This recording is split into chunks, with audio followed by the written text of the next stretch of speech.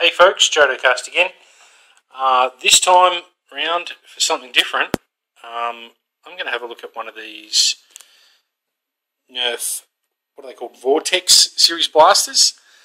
This is actually one that I did a bit of a paint job on a little while ago for my young bloke, and he decided that he wanted a bit more oomph out of it after seeing all mine and what I do with all mine. He's like, well, why can't we modify one of these? So I said, well, look, I'll have a look at it, I'll pull it apart and see what I can do with it, and do some mods to it for you and see what we can come up with. So as per usual, what we're going to do is pull it apart, have a look at what's inside it, see what we can do.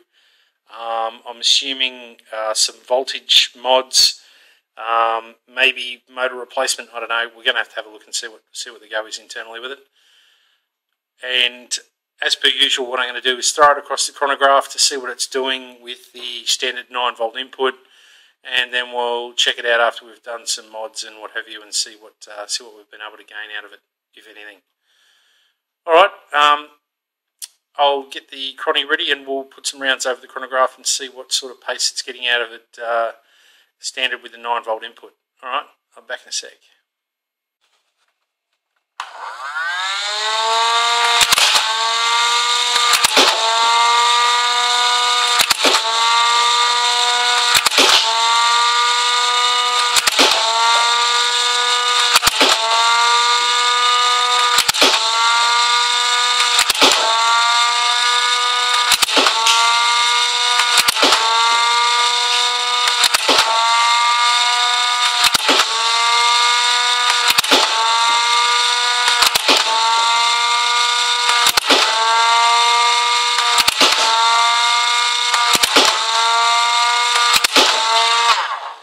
Alright, now we'll do a cyclic rate test to see how quickly it goes through 18 shots.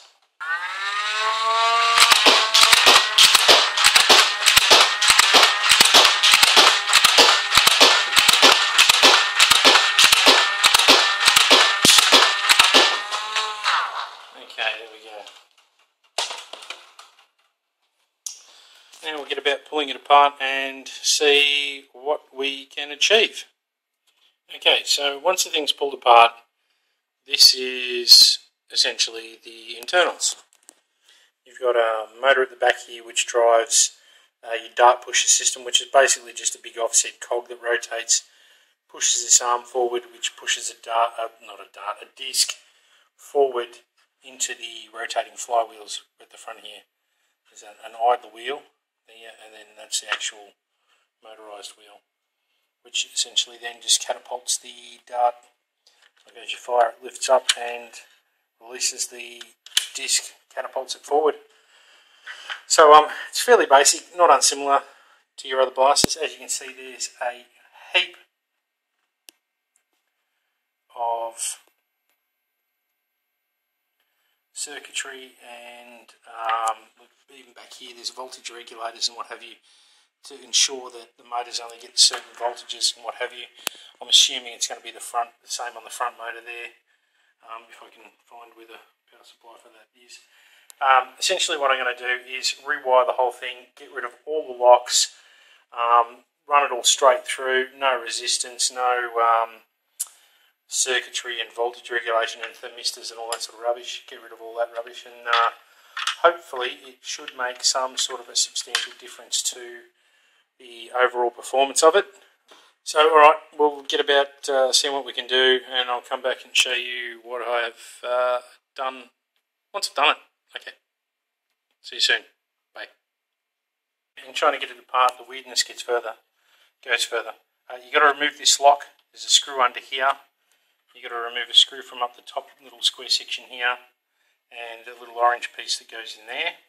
Remove all those, and it allows the front section to actually come off. See if I can do it now. There we go. Just access into our motors, etc., so we can pull it all out and rewire it. You've got to pull this little sling mount off the top here as well, in order to be able to pull this back section out. And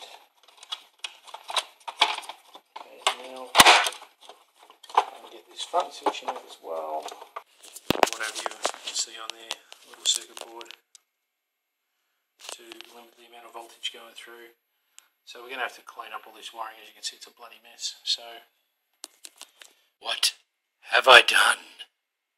Okay, so here is where I've got to. I've rewired the rev switch, which runs up and runs directly to the rev motor, which is the little white disc in the back there. I've removed the circuit board from the bottom of it, which you can't really see. But yeah, rewired it, removed the circuit board and all the resistors, etc. from it, so now it's just direct drive straight from the batteries to it. Rewired, pulled that circuit board out of there. There's just a bit of insulation tape in there for the joints. Kept this switch here, which I think is similar to the switch on the Rapid Strike, which makes sure that it has a full revolution. And I've rewired the motor there, pulled the circuit board off that and ran it direct as well. And it runs via the trigger switch. So when you pull the trigger. Alright, so I will put it all back together now. Get that battery pack soldered into place, and we'll give it a test. And then we'll pop it over the chronic and see if we've been able to make any sort of improvements with its velocity and cyclic rate. Okay, we'll be back in a sec.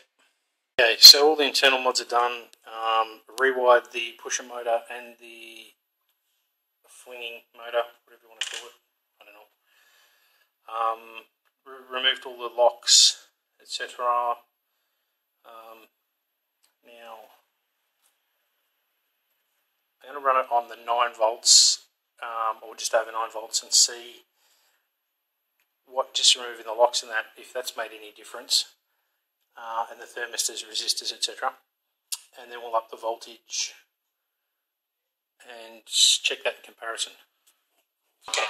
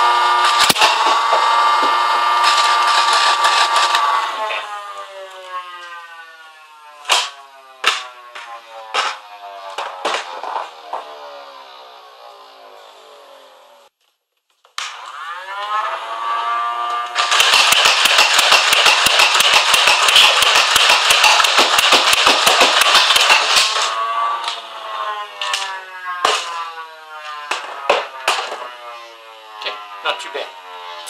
Alright, so now we'll up the voltage again and try it again. Now we're going to go again, this time using 4 truss 5 batteries, 14.8 volts.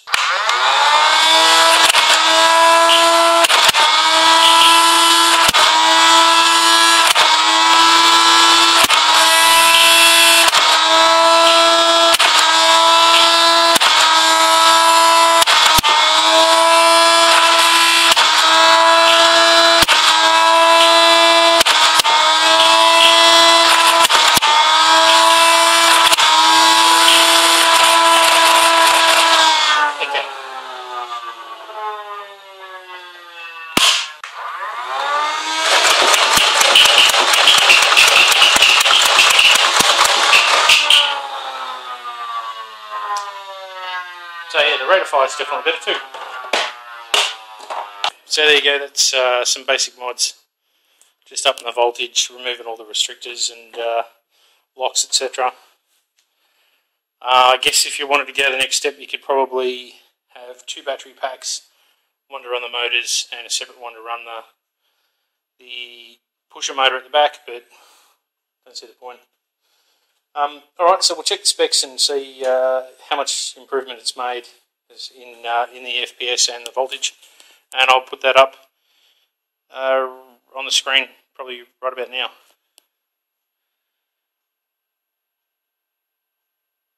Thanks for watching, cheers.